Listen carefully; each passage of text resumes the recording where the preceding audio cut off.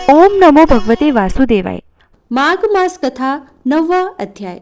यमदूत आगे कहने लगे कि मध्याह्न के समय आया अतिथि, मूर्ख, पंडित, वेद पाठी या पापी, कोई भी हो, ब्रह्मा के समान है।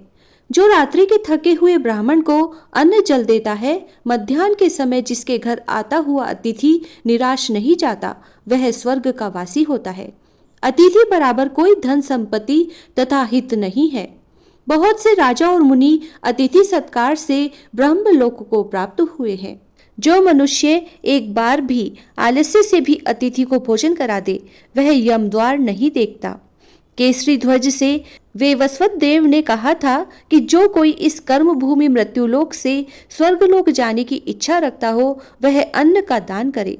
और यमदूत आगे बताते हैं कि यमराज कहते हैं कि अन्न के बराबर दूसरा और कोई दान नहीं है। जो गर्मियों में जल, सर्दी में ईंधन और सदैव अन्न का दान करते हैं, वे कभी यम के दुख नहीं उठाते। जो अपने किए हुए पापों का प्रायश्चित करता है, वह नरक को नहीं देखता, और प्रायश्चित न करने वाला मनुष्य नरक में जाता है। जो मनुष्य काया, वाचा और मन से किए हुए पापों का प्रायश्चित करता है, वह देव और गंधर्वों से शोभित स्वर्गलोक को प्राप्त होता है।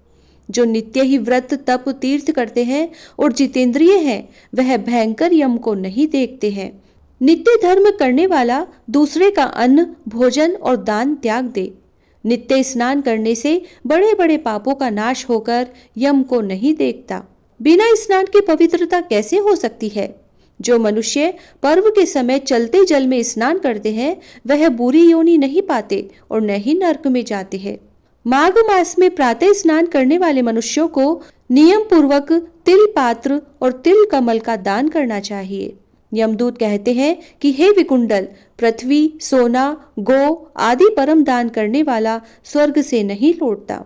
बुद्धिमान मनुष्य पुण्यतिथियों, व्यतिपात, संक्रांति आदि को थोड़ा सा दान करके भी बुरी गति को प्राप्त नहीं होता। सत्यवादी, मौन रहने वाला, मीठा बोलने वाला, क्षमाशील, नीतिवान, किसी की निंदा न करने वाला, सब प्राणियों पर दया करने वाला, पराये धन को तृण के समान समझने वाला मनुष्य कभी नरक को नहीं भोगता। माघ मास कथा का 9वां अध्याय समाप्त। जय श्री राधे।